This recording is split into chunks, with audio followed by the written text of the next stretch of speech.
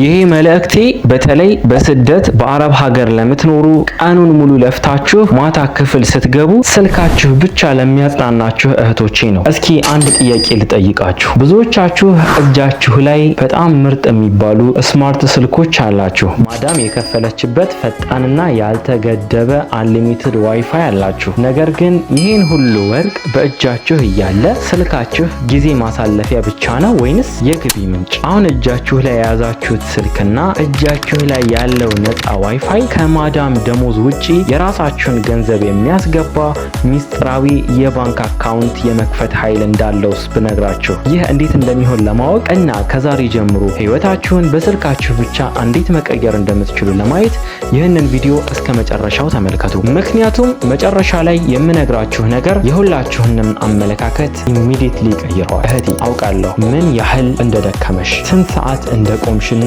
ቤተሰብ እንዴት እንደናፈቀሽም አውቃለሁ። አረብ ሀገር ያለች ሴት ሁሌም ልብሽ ውስጥ ያለው አንድ ትልቅ ጥያቄ አለ። እስከ መቼ ነው የሌላ ሰውን ህይወት እያስተካከልኩ የራሴን ህይወት የምዘነጋው የሚል። እስኪ እውነት እንነጋገር። ቲክቶክ ላይ ገብታችሁ የሌላውን ሰው ቪዲዮ እያያችሁ ስትስቁ ያ ሰው በእናንተ እይታና ጊዜ ገንዘብ እየሰራ እንደሆነ ታውቃላችሁ። እናንተ ዳታችሁንና ውድ ጊዜያችሁን ትሰጣላችሁ፣ እነሱ ዶላር ይሰበስባሉ። ከፍለሽ ገብተሽ ቲክቶክ ላይ ስትዝናኙ እነሱ ያንቺን ጊዜ ተጠቅመው ሀብታም እየሆኑ ነው። አንቺስ ይህንን ወርቅ የሆነ የነፃ ዋይፋይ እድል ተጠቅመሽ ለራስሽ ምን እየሰራሽ ነው? ነገ ወደ ሀገር ቤት ስትመለሱ ይዛችሁ የምትገቡት የለፋችሁበትን ደሞዝ ብቻ መሆን የለበት። ስልካችሁ ራሱ የሰራላችሁን ተጨማሪ ገቢ መያዝ አለባችሁ። ይሄ ነገር ሊያበቃ ይገባል። እኔ ፏድ እባላለሁ። ይሄ ፏኒ ኬር ነው። ፏኒ ኬርን የከፈትኩት ለአንድ ዓላማ ነው። እናንተ ሳታውቁት የምታባክኑትን ጊዜ እና ዳታ እንዴት ወደ እውነተኛ ገንዘብ መቀየር እንደምትችሉ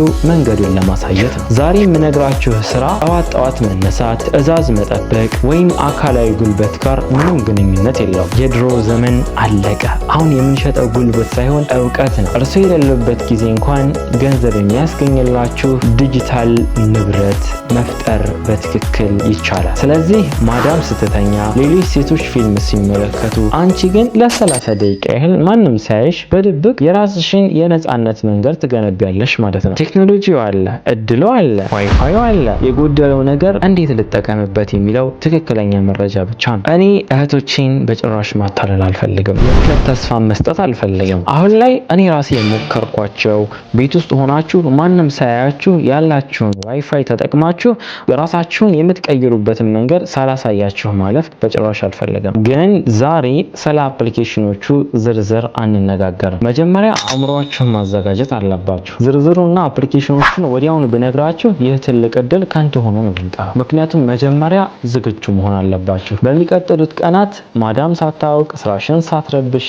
በትርፍ ሰዓትሽ ብቻ የራስሽን ገቢ የምትገነቢባቸውን መንገዶች አንድ በአንድ ይዤላችሁ እመጣለሁ። ስለዚህ እህቴ ወደ ሀገርሽ ስትመለሺ ባዶ እጅሽን መሆን ካልፈለግሽ ስልክሽ መደወያ ብቻ ሳይሆን የእድገትሽ መሳሪያ እንዲሆን ከፈለግሽ አሁን የምጠይቅሽ ነገር አለ። በሚቀጥለው ቪዲዮ ላይ ይህን ሚስጥራዊ የዲጂታል ገቢ የሚያስገኘውን አፕሊኬሽን እውነተኛ የአሰራር ሂደትና እንዴት ስራሽ ጋር ሳትጋጪ ባለሽ ውስን ሰዓት በጥንቃቄ መስራት እንደምትችይ ደረጃ በደረጃ በደንብ አሳያችኋለሁ። ይህ ወሳኝ የሆነ መረጃ እንዳያመልጣችሁ አንደኛ አሁን የምትመለከቱትን ቪዲዮ ላይክ አድርጉት። ሁለተኛ ከታች ሳብስክራይብ የሚለውን የደወል ምልክት ተጫኑ። ሶስተኛ ከሁሉም በላይ እንዴት እንደምንጀምር በዝርዝር ለማወቅ ከፈለጋችሁ ዲስክሪፕሽን ላይ ወይም ኮሜንት ላይ ባስቀመጥኩት ሊንክ የቴሌግራም ቤተሰብ ይሁኑ። እዛ የምንገናኘው ለመስራት ከወሰኑና ለውጥ ከሚፈልጉ ሰዎች ጋር ብቻ ነው። ስልካችሁን ወደ ኤቲኤም ማሽን መቀየር የምትፈልጉ ብቻ